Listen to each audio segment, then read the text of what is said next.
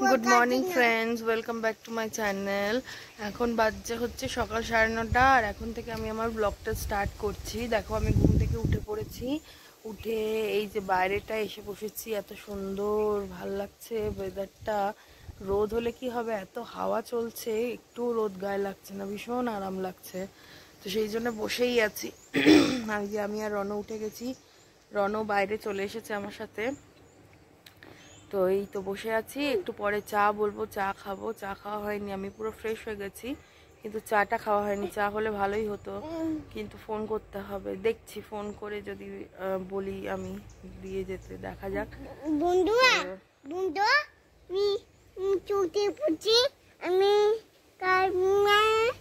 আমি খালি পায়ে ঘুরছি, ও খালি পায়ে একদম থাকতে চায় না, ঘাসের উপরে ওর অস্বস্তি হয়, একদম কিছুতেই থাকবে না। ওই যে আমার খালি পায়ে হয়েছে, আমার পায়ের উপরে তাড়াতাড়ি করে উঠে যাচ্ছে, জুতো পড়ছে না। তো যাই হোক, তো চলো দেখতে থাকো আজকের ব্লগটা, কেমন লাগে তোমাদের জানিও। দেখো আমরা ব্রেকফাস্ট করতে চলে এসেছি, আর ব্রেকফাস্টে আছে হচ্ছে এই যে, দাঁড়াও ব্যাক ক্যামেরা করে দেখায়। অ্যাকচুয়ালি এটা ইডলি নয়, ইডলির মতন, এটাকে সানাস বলে ওরা। তো খুব সুন্দর খেতে, আমি খাই না ইডলি, তো ফার্স্টে আমি ইডলি নিয়েছিলাম না, আমি ব্রেড টোস্ট আর অমলেট নিয়েছিলাম। তো সবাই বললো খেয়ে দেখতে, তাই জন্যই আমি নিলাম। দারুণ, সত্যি খুব ভালো, সফট, একদম ফ্লাপি, কোনো রকম মানে হার্ডনেস নেই ভেতরে। ইডলি খেলেও ভেতরে একটু একটু শক্ত থাকে, তো এটা এত টেস্টি। ওরা কি বললো, কি দিয়ে ফরমেশন, কি দিয়ে করে বললো, এটা টডি আর রাইস দিয়ে এটাকে ইয়ে করে রাখে আগের দিন, তো তারপরে এটাকে বানায়। দারুণ খেতে, দারুণ টেস্ট। তো এই হলো ব্যাপার। যাই হোক, আমরা খেয়ে নিই। এখানে খাবার দাবারটা এত ভালো এই হোটেলটার, মানে বলার কথা না, দারুণ করছে ওরা খাবার দাবার। কালকে রাত্রিরেও এত ভালো খাবার করেছিল, চিকেন করেছিল, একটা ড্রাই চিকেন, যেটা মানে এত টেস্ট হয়েছিল বলার কথা না। তো যাই হোক, খাওয়া দাওয়া নিয়ে আমরা খুবই স্যাটিসফাইড, খেয়ে দিয়ে বেশ ভালোই লাগছে। তো চলো খেয়ে নিই, খেয়ে দিয়ে তারপরে গিয়ে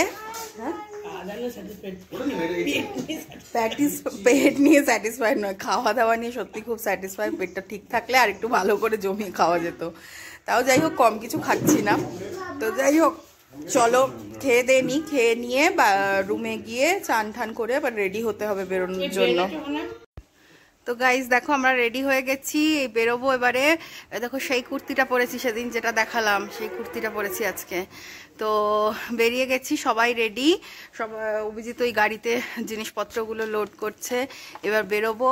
ওই যে রণ আর এই যে ডোডো, হাই করে দাও ডোডো। সবাই রেডি, ইতিকাও রেডি হয়ে গেছে। ইতিকা একটু হাই বলে দাও। তো যাই হোক চলো আবার গিয়ে দেখাচ্ছি আমরা কি কি দেখতে যাবো। ওয়াটারফলস যদি দেখি তো দেখবো, আর কি টি প্লান্টেশন না, কফি প্লান্টেশনটা দেখার ইচ্ছা আছে। তো চলো তোমাদেরকেও সাথে নিয়ে যাচ্ছি, তোমরাও দেখতে থাকো। দেখো এইখানকার এই যে এই জায়গাটা পুরো এরকম জঙ্গল, এটা হচ্ছে মেন এন্ট্রেন্সটা, এখান দিয়ে পুরোটা এরকম জঙ্গল।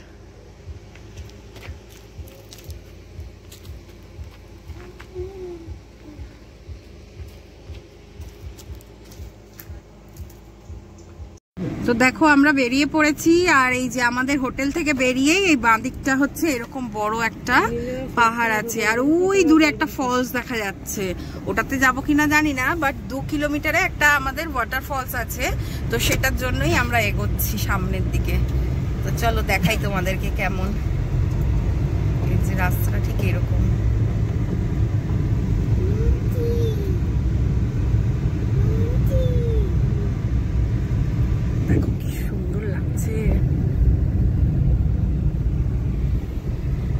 এখানে হেঁটেও মজা আছে কিন্তু, বিশেষ করে সকালের দিকটায় হাঁটলে খুব ভালো লাগবে। দেখ বাবা কতগুলো হাম্বা দাঁড়িয়ে আছে, দেখ।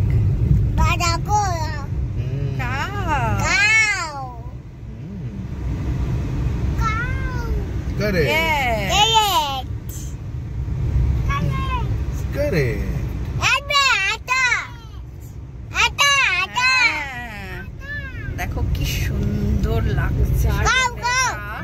কালকে দেখো এখানে একটা চার্চও আছে, এই যে এখানে অনেক খ্রিস্টান রয়েছে প্রচুর।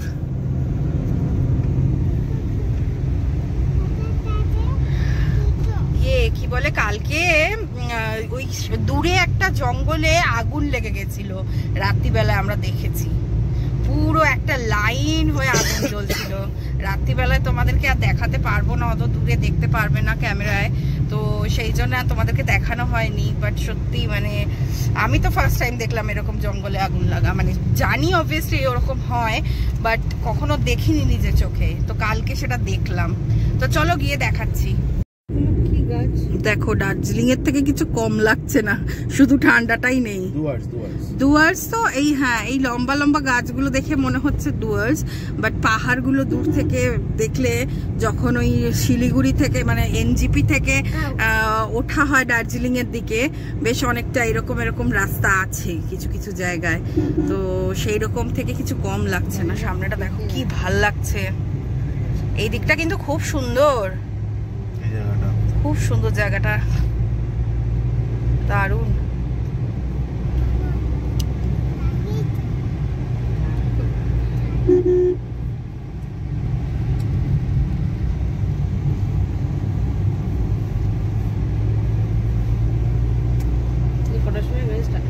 কি সুন্দর লাগছে।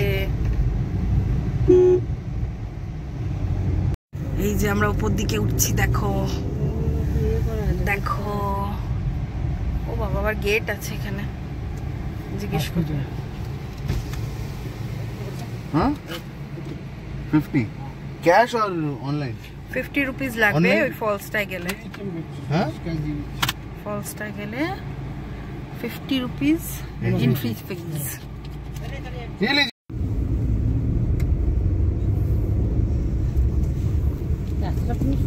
খুব সুন্দর, খুব সুন্দর রাস্তা। দেখো এরকম জঙ্গলের ভেতর দিয়ে পাহাড়ে উঠে যাচ্ছে, ওফ সেই রকম লাগছে।